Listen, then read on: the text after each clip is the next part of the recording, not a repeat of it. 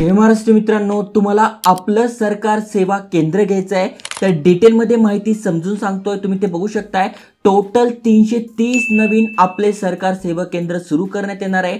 30 August शेवटची मुदत आहे। त्याआधी आपल्याला फॉर्म भरून घ्यायचा आहे आणि ते लिस्ट सुद्धा आलेली आहे कुठल्या कुठल्या ठिकाणी तुम्ही फॉर्म भरू शकताय। खाली स्क्रॉल केल्यानंतर तुम्हाला इथे दिसून जाईल कुठले कुठले डॉक्युमेंट लागणार आहे आणि त्यानंतर फॉर्म कसा भरायचा हे पण तुम्हाला आज डिटेलमध्ये समजून सांगतोय। कालच आपण व्हिडिओ बनवला होता की एसबीआयचं ग्राहक केंद्र कशा प्रकारे सुरू करायचं, तर अनेक जणांच्या कमेंट्स होत्या आम्हाला सीएससी आयडी घ्यायचा आहे, मग तो कशा प्रकारे घ्यायचं किंवा आपलं सरकार सेवा केंद्र घ्यायचंय ते कसं सुरू करायचं यावर व्हिडिओ बनवा। तर डिटेलमध्ये समजून सांगतोय। फॉर्म पण भरणं सुरू झालेलं आहे, त्यामुळे व्हिडिओ पूर्ण बघा। चॅनलवर नवीन असाल, आयकॉनिक मराठी चॅनल अजूनपर्यंत सबस्क्राइब केलं नसेल तर करून ठेवा, कारण की नवीन नवीन अपडेट झालं, जॉब अपडेट झालं, योजना झालं, स्कॉलरशिप झाले, फ्री कोर्सेस झाले, असे अनेक सारे महत्त्वपूर्ण टॉपिक तुमच्यासाठी आणतोय, व्हिडिओद्वारे माहिती देतोय। त्यामुळे नक्की सबस्क्राइब करा, मित्रांसोबत शेअर करा। चला तर बघूया डिटेलमध्ये।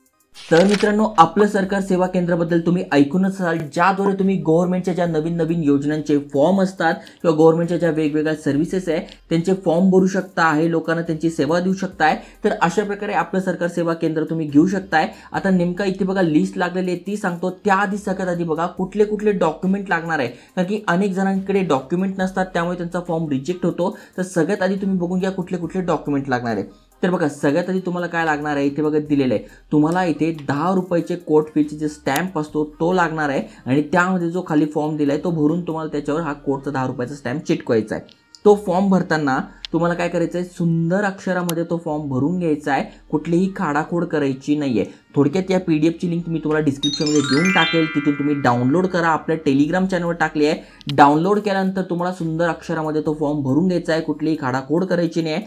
त्यासाठी जर तुम्हाला फॉर्म भरायचा असेल तर तुमचं 18 वय पूर्ण पाहिजे, कमीत कमी 10वी पास तुम्ही पाहिजे आणि कम्प्युटरचं नॉलेज तुमच्याकडे पाहिजे। ओके, आणि ज्या ठिकाणाहून तुम्ही अप्लाय करताय तिथली महानगरपालिका झालं, नगरपालिका झालं, ग्रामपंचायत झालं, तिथले रहिवासी असणं तुम्ही बंधनकारक आहे। म्हणजे थोडक्यामध्ये पुण्यामधून अप्लाय करताय तर तिथले रहिवासी पाहिजे, सोलापूरमधून करताय तर तिथले रहिवासी पाहिजे, असं आहे। त्यानंतर तुम्हाला रहिवासी पुरावा लागणार आहे, कमीत कमी 2 पुरावे लागणार आहे। मग त्यामध्ये तुमची कर पावती चालेल, लाईट बिल लागेल, त्याच्यानंतर फोन बिल चालू शकताय, त्याच्यानंतर वाहन चालवण्याचा परवाना ते चालू शकताय, मतदान ओळखपत्र चालू शकताय, बँकेचं पासबुक चालू शकताय, रहिवासी दाखला चालू शकतोय, पासपोर्ट चालू शकतोय। यापैकी कुठलेही 2 डॉक्युमेंट तुम्ही देऊ शकताय। त्यानंतर ज्या ठिकाणाहून तुम्ही राहताय तिथली महानगरपालिका झाले, तिथल्या झोनमधले तुम्ही पाहिजे। त्यानंतर जे सरकार सेवा केंद्र आहे यामध्ये जर तुम्ही सीएससी आयडी घेतलेला असेल आणि तुम्हाला आता आपलं सरकार केंद्र घ्यायचं आहे तर तुम्हाला प्राधान्य देण्यात येणार आहे। आणि जे नवीन सुरू करताय त्यांना पण दिले जाईल, पण ज्यांच्याकडे ऑलरेडी सीएससी सेंटर आहे मग ते ऑलरेडी हे सर्व्हिसेस देत आहे त्यामुळे त्यांना प्राधान्य दिले जातं। ओके, त्यानंतर खाली स्क्रोल केल्यानंतर एकापेक्षा जास्त लोकांनी जर एका केंद्रातून केला असेल तर मग त्यांची उमेदवारी बघितली जाते, मग कोण काय आहेत फॉर्म बघून त्यांना दिले जातं।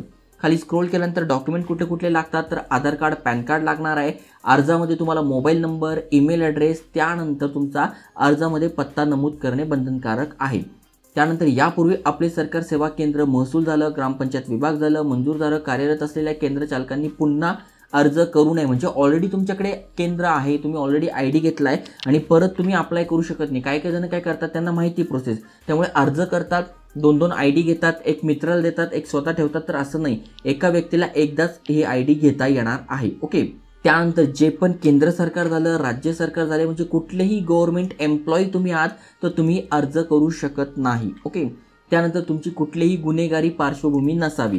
त्यानंतर खाली स्क्रोल केल्यानंतर सगळी माहिती तुम्हाला इथे बघा डिटेलमध्ये वाचायला मिळेल, जस्ट तुम्हाला खाली स्क्रोल करायचं आहे। ओके, त्यानंतर फॉर्म कसा भरायचा, तर सगळ्यात तुम्हाला इथे पासपोर्ट साईज फोटो चिटकवायचा आहे। त्यानंतर इथे विषय, मग तुमचं नाव टाकायचं आहे, तालुका कोणता आहे, जिल्हा कोणता आहे ते टाकून घ्यायचं आहे। आता हा सोलापूरसाठी फॉर्म आहे त्यामुळे इथे सोलापूरचं तुम्हाला इथे नाव दिसेल।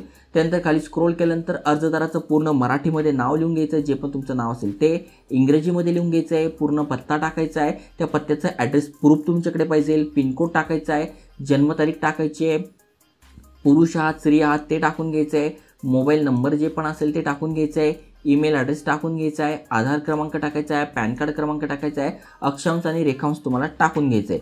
त्यानंतर तुम्ही 10वी झाली आहे तर कुठल्या बोर्डमधून झाली आहे ते टाकायचं आहे। त्यानंतर उत्तीर्ण वर्ष टाकायचं आहे, टक्केवारी टाकायचे. मग 12वीचं सेम, पदवीचं जे पण असेल शिक्षण ते टाकू शकता. फक्त 10वी असेल तर 10वीचंच टाका. त्यानंतर MSCIT झाली का, मग ते टाकायचं आहे, किती टक्के होते ते टाकायचं आहे. यापैकी कुठला तरी कम्प्युटरचा कोर्स तुमचा पाहिजे. ओके. त्यानंतर तुम्ही जिथून अप्लाय करता तिथली रहिवासी आहे का, तर होय करायचं आहे. नाही असेल तर तुम्हाला मिळणार नाही. त्यानंतर केंद्राची माहिती सगळी टाकून घ्यायची. म्हणजे तुमच्याकडे CSC ID वगैरे असेल तर त्याची माहिती टाका, नसेल तर नाही टाकायचे. परत खाली स्क्रोल करायचे, सोपा फॉर्म आहे हा तुम्हाला भरून घ्यायचा आहे. त्यानंतर तुमचा इथे सही करायची आहे, नाव टाकायचं आहे, डॉक्युमेंट बघा कुठले कुठले जोडायचे आहे. मग 10वीचे तुम्ही पास झाले त्याचं सर्टिफिकेट, MSCIT किंवा जे पण तुमचं कम्प्युटर झालेलं आहे त्याचं झेरॉक्स लागणार आहे. आधार कार्ड पॅन कार्डचं झेरॉक्स लागणार आहे. ओरिजिनल द्यायचे नाही. CSCचं प्रमाणपत्र लागणार आहे असेल तर, ओके, असल्यास दिलेलं आहे, नसेल तर नाही द्यायचं. स्वयं घोषणापत्र ते तुम्हाला खाली दिलेलं आहे, हे तुम्हाला भरून द्यायचं आहे. रहिवासी पुरावा टाकायचा आहे, 2 रहिवासी पुरावा. आणि आता हे सोलापूरसाठी फॉर्म आहे तर तिथलं जे पण तुम्ही सीमेमध्ये राहतात तिथला झोन दाखला तुम्हाला लागणार आहे. ओके. त्यानंतर बघा हे स्वयं घोषणापत्र आहे, हे तुम्हाला भरून घ्यायचं आहे. थोडक्यात तुमचं नाव, तालुका, जिल्हा हे सगळं टाकून घ्यायचं आहे आणि तुम्हाला हा स्वयं घोषणापत्र तिथे जोडायचं आहे. ओके. या PDFची लिंक डिस्क्रिप्शनमध्ये टाकलेली आहे, टेलिग्राम चॅनलवर टाकली आहे, आयकॉनिक मराठी टेलिग्राम चॅनलवर. इथून तुम्ही इझिली अप्लाय करू शकताय. आता नेमका फॉर्म कसा आहे तर इथे बघू शकता तुम्ही, एकूण 330 केंद्र सोलापूर जिल्ह्यात सुरू होणार आहे. तर त्याच्यासाठी ही जाहिरात आलेली आहे. त्यामुळे जे पण सोलापूरमध्ये राहतात त्यांनी नक्की संधीचा फायदा घ्या. तुमचे मित्र असेल तर तुम्ही त्यांना सजेस्ट करू शकताय. solapur.gov.in या वेबसाईटवर तुम्हाला ही PDF मिळून जाईल, पण ऑलरेडी मी तुम्हाला दिली आहे तर तुम्ही तिथून अप्लाय करू शकताय किंवा डाउनलोड करू शकताय. फॉर्म 12/8/2024 पासून 30/8/2024 पर्यंत जे पण कार्यालय आहे तिथे तुम्हाला हे जमा करायचे, सुट्टीचे दिवस वगळून. ओके. म्हणजे तुम्हाला 30 तारखे ही लास्टची तारीख असणार आहे. मग कुठलं ठिकाण आहे तर इथे बघा दिलेलं आहे, शासकीय दूध डेअरीजवळ हा जो कार्यालयाचा पत्ता आहे त्या ठिकाणी तुम्हाला जमा करायचा आहे 30/8/2024 संध्याकाळी 5 वाजेपर्यंत. त्यानंतर घेतला जाणार नाही. त्यानंतर कुठले कुठले ठिकाण आहे तर तुम्ही इथे बघू शकता. उत्तर सोलापूर झालं, मग कुठल्या ठिकाणी 3 आहे, कुठे 1 देणार आहे. मग इथे बघू शकता तुम्ही जशी लोकसंख्या आहे त्यानुसार हे दिलं जातं. जसं बार्शी झालं, दक्षिण सोलापूर झालं, इत्यादी ठिकाणी अक्कलकोट झालं. जस्ट तुम्ही बघून घ्या अक्कलकोटमध्ये किती आहे, म्हाडामध्ये किती आहे. मग अशा ठिकाणी आहे तिथे तुम्हाला हे अप्लाय करायचं आहे. ज्या पण ठिकाणी राहतात तिथे जाऊन तुम्हाला फॉर्म जमा करायचा आहे. तुमचा फॉर्म चेक केला जाईल आणि योग्य असलं तर तुम्हाला आपलं सरकार सेवा केंद्र मिळेल. आणि जर तुम्हाला CSC ID घ्यायचं आहे तर कमेंट करा. CSC ID कशी घ्यायची, कशा प्रकारे फॉर्म भरायचा हे पण मी तुम्हाला डिटेलमध्ये समजून सांगेल. कुठल्याही बँकेची तुम्हाला शाखा घ्यायची, ग्राहक सेवा केंद्र घ्यायचं आहे तर त्यावरही कमेंट करा, तोही व्हिडिओ बनवेल. PDFची लिंक डिस्क्रिप्शनमध्ये टाकलेली आहे. आपलं सरकार सेवा केंद्र चांगलं आहे, भरपूर साऱ्या सर्व्हिसेस देऊन तुम्ही चांगली इन्कम जनरेट करू शकताय. त्यामुळे नक्की चॅनल सबस्क्राईब करा, मित्रांसोबत शेअर करा. जय हिंद, जय महाराष्ट्र.